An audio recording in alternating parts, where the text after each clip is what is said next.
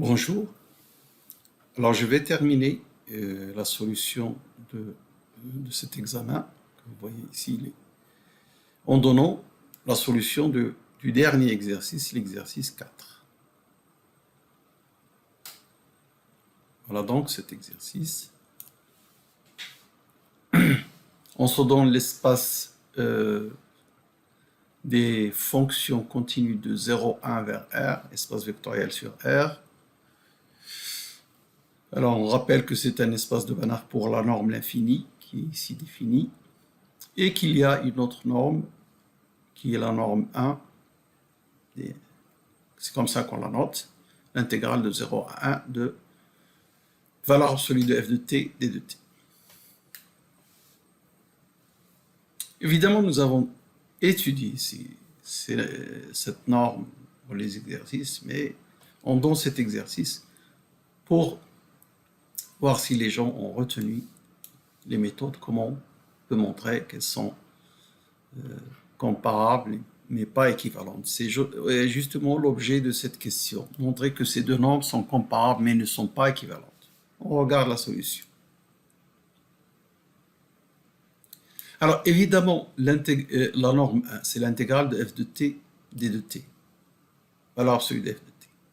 Alors ceci est inférieur au sup, qui devient ici une constante. Je peux le faire sortir, et il me reste l'intégrale de 0 à 1 de d de t qui est égale à 1. Donc on a exactement norme de 1 de f inférieure à norme l'infini de f. Et donc elles sont comparables. Alors ce que nous ne pouvons pas trouver, c'est l'autre inégalité de ce type-là, avec un c fixe dans R étoile plus. Alors donc on suppose qu'elles sont équivalentes. Donc c'est-à-dire que l'autre inégalité existe avec un certain c fixé de R étoile plus.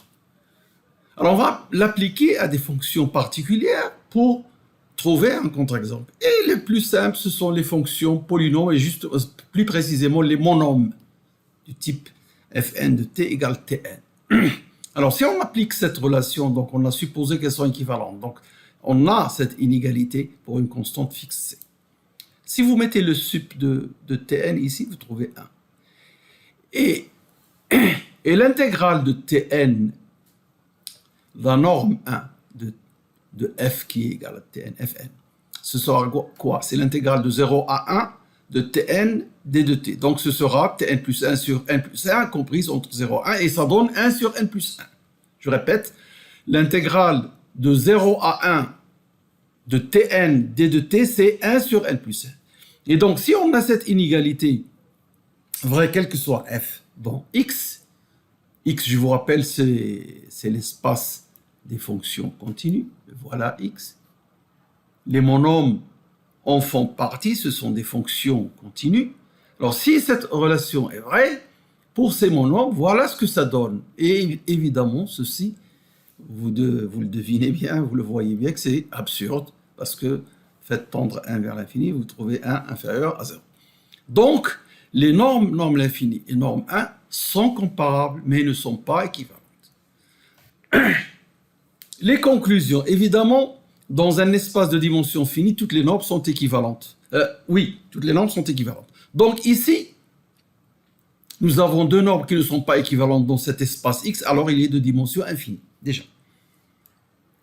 Deuxième propriété, c'est que nous avons vu dans un corollaire du théorème d'isomorphisme de Banach que lorsque un espace X est de Banach pour deux normes, dans le même espace, donc X, deux normes, s'il est de Banach pour les deux, alors deux normes sont comparables si et seulement si elles sont équivalentes. Donc, dès que vous avez deux normes qui vérifient ces propriétés-là, à savoir que X est de Banach pour chacune et qu'elles sont comparables, alors automatiquement elles sont équivalentes. Nous avons vu dans cette question qu'elles sont comparables mais ne sont pas équivalentes. Et on sait que ceci est un Banach, on vous le donne dans l'énoncé et on l'a vu dans le cours, dans les exercices. Donc forcément, il n'est pas de Banach pour l'autre norme qui est norme 1. Voilà la conclusion principale, c'est que cet espace n'est pas un Banach. Du coup, quand je rappelle l'exercice numéro 2, où je vous ai demandé de donner un exemple d'espace qui n'est pas réflexif, évidemment, si on vous a donné cet exercice, il faut en tirer une conclusion. D'ailleurs, tout ça a été vu dans le cours et en travaux DG. On a déjà dit que cet espace n'est pas marqué. Mais ça vous rappelle quelque chose. Et on a vu que si un espace est réflexif, alors il est Banach. Donc, comme celui-ci n'est pas un Banach, alors il n'est pas réflexif.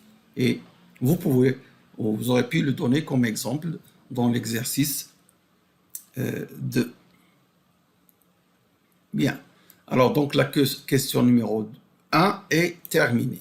Repassons maintenant. Alors, nous allons voir la question numéro 2. Alors là, on se donne un opérateur de x vers x. On dit qu'il est linéaire, donc pas besoin de le redémontrer. La linéarité vient de l'intégration, évidemment.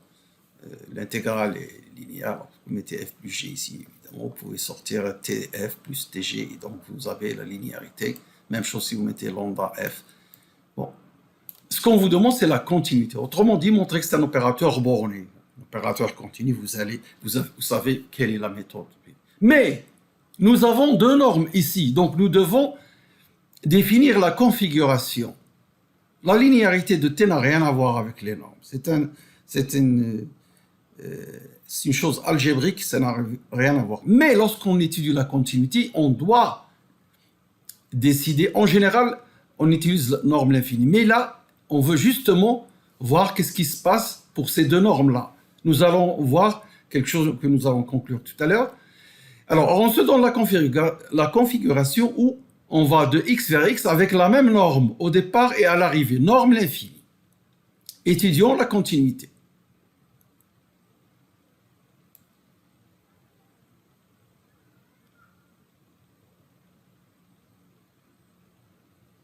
Voici la définition de t de f, c'est la fonction définie ainsi.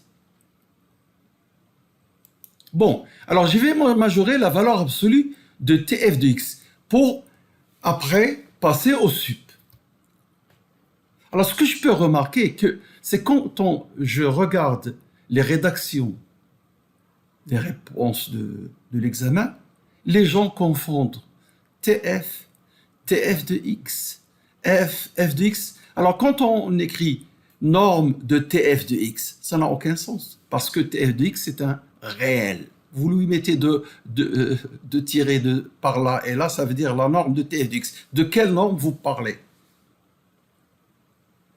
Sur R, on a cette valeur absolue. Donc, on doit majorer la valeur absolue pour passer après au sup, pour avoir la norme, l'infini de t de f, qui est une fonction. Il ne faut pas confondre t de f, qui est une fonction dans x, et t de f de x, qui est un réel. Quand on est en licence, on doit savoir distinguer entre tous les objets mathématiques que l'on écrit, parce que la définition est claire et nette. Il n'y a pas d'ambiguïté. L'intégrale de Riemann d'une fonction à valeur réelle, c'est un réel sur l'intervalle 0x dans R. Bien, alors je majore ceci.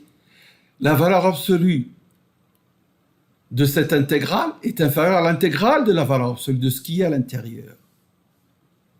Et puisque f de t est majoré par norme de f l'infini de f, donc par une constante, je peux la sortir. Et qu'est-ce qu'il me reste ici? Il me reste valeur absolue de t. Mais comme j'intègre de 0 à x, x est supérieur à 0, c'est positif, j'enlève la valeur absolue et j'intègre. Et puis, ça, voilà, c'est x2 sur 2.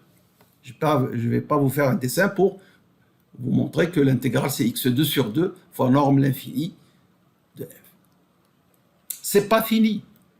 Alors, les gens, qu'est-ce qu'ils font? Dès qu'ils voient x2 sur 2, x est inférieur à 1, ils majorent par 1 norme l'infini. Là, il montre qu'elle est continue. C'est vrai, c'est inférieur à 1 fois norme l'infini. Et on obtient la continuité, le sup est inférieur à 1 norme l'infini. Mais vous perdez beaucoup. Parce que ce x2 sur 2, nous allons en avoir besoin. Parce que si vous dites, si vous majorez x par 1, et vous laissez le 1,5, au lieu de majorer tout ça par 1, majorez juste x pareil, vous aurez 1 demi norme l'infini. C'est une majoration beaucoup plus précise et ça va nous permettre d'avoir la norme. Parce que majorer par 1, ici, c'est très excessif. Voilà, donc on a cette inégalité qui montre comment j'ai obtenu cette inégalité en passant au sup, ici. Voilà le sup, norme TF, l'infini. Et quand je passe au sup ici, le sup de x2 sur 2, c'est 1 demi. Il ne faut pas l'exagérer à 1. Vous perdez beaucoup parce qu'il va arriver une question numéro 2 où on a besoin de cette inégalité-là, très importante. C'est pourquoi je l'ai noté. Je l'ai noté 3, on va se référer à cette inégalité. Bien, donc là, on a la majoration, ce qui montre que T de F est continu et la norme est inférieure à 1 demi. Je ne peux pas dire tout de suite que c'est égal à 1 demi, parce que ça peut être inférieur à un nombre plus petit, je ne sais pas. Alors, pour trouver que la norme est égale à 1 demi, on a appris comment le faire, et en général, souvent, on prend cette fonction dans ce genre d'opérateur. Cette fonction, c'est quoi? C'est la fonction identiquement égale à 1, la fonction constante sur 0,1. C'est bien une fonction de 0,1 vers R. Sa norme, l'infini, c'est 1, puisque le sup de 1, c'est 1 sur l'intervalle. Quand je calcule TF0 de x, c'est l'intégrale de 0 à x de t fois f0 de t. f0, c'est 1, donc c'est l'intégrale de 0 à x de t. Et ça, c'est x2 sur 2, pour tout x dans 0 à 1. Alors maintenant, cette fonction que je la connais, son sup, c'est le sup de ceci sur 0 à 1, c'est 1 demi. Alors, j'applique ce que j'ai appris. La norme de t, par définition, c'est la sup de la norme de t de f dans l'espace image, qui est la norme l'infini. Le sup sur tous les normes de f de la sphère dans l'espace de départ. Alors, vous voyez pourquoi? Parce que l'espace de départ, sa norme au départ, c'est norme l'infini, et à l'arrivée, norme l'infini. Vous voyez ceci. Tout à l'heure, ça va changer. Et parmi ces fonctions f sur la sphère, il y a cette fonction f0 qui est dans la sphère. Donc, ceci sera supérieur à la norme de t de f0. Parce que f0 fait partie des éléments de la sphère. Et cette norme, c'est 1 demi. Alors, du coup, on obtient la réponse à cette inégalité. Norme de t est supérieure à 1 demi, d'où l'égalité. Voilà. Ça, c'est la question de A. La question de B, c'est la même question, mais dans cette configuration, la norme au départ, c'est norme l'infini qui reste inchangée, mais dans l'espace d'arrivée, la norme, c'est norme de 1. Cette norme-là que vous voyez. Alors, vous allez voir que ça change.